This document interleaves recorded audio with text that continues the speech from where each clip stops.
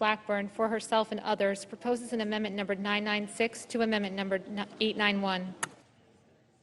Thank you, Madam President. I ask unanimous consent for 4 minutes of debate equally divided. Without objection. Thank you, Madam President.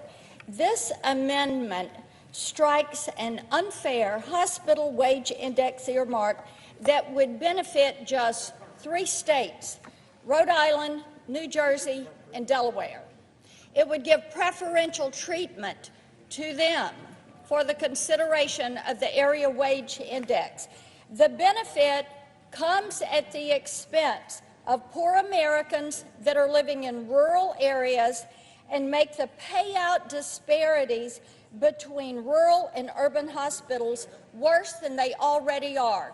If you have rural hospitals in your state and you vote against this amendment, what you are doing is taking money from those hospitals. You are making these disparities worse. It is a $1 billion earmark. Get that? A $1 billion earmark. It has nothing to do with COVID relief and does not belong in this bill. Madam President, The senator from New Jersey. I ask for 1 minute of the 2 minutes. This provision is about providing fundamental fairness so that hospitals in every state of this country have the resources they need to hire the best, most qualified providers. Years ago, CMS came up with an arbitrary formula that excluded a series of states from a payment policy intended to benefit all hospitals. So we're not competing for labor unfairly. A bipartisan policy that began under President Bush, continued through multiple administrations until the Trump administration ended it without justification. Making matters worse, our states were at the epicenter of the COVID crisis. This provision would simply provide parity, and it would do so, unlike what the gentle lady is saying, without decreasing payments for any other state. This is the fairest way to provide parity that our states need and to be able to deal with the challenges of getting people at a time in which we need them the most. Madam President. The senator from Rhode Island. Madam President, for 1 minute. Madam President, knowing how much my colleagues on the other side love unelected bureaucrats, I want to make sure it's clear that this was a unilateral decision made by an unelected bureaucrat to change the way hospitals are compensated.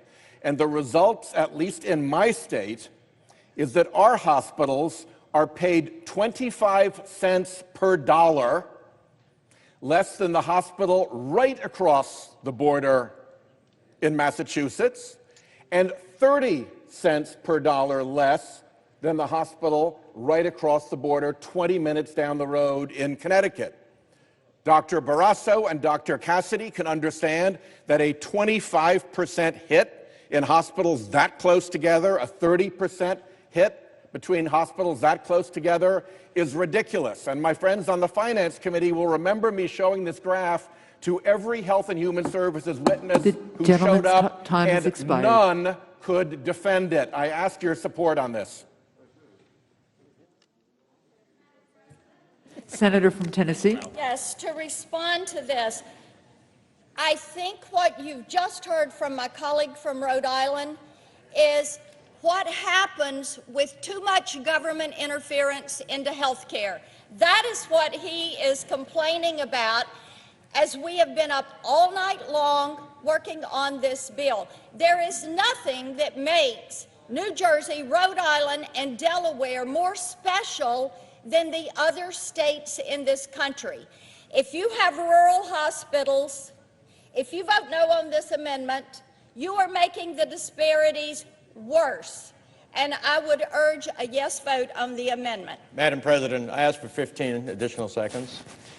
Without objection. And there is nothing that makes any other state in this country more special than our states. The question is on the amendment. Yeas and nays.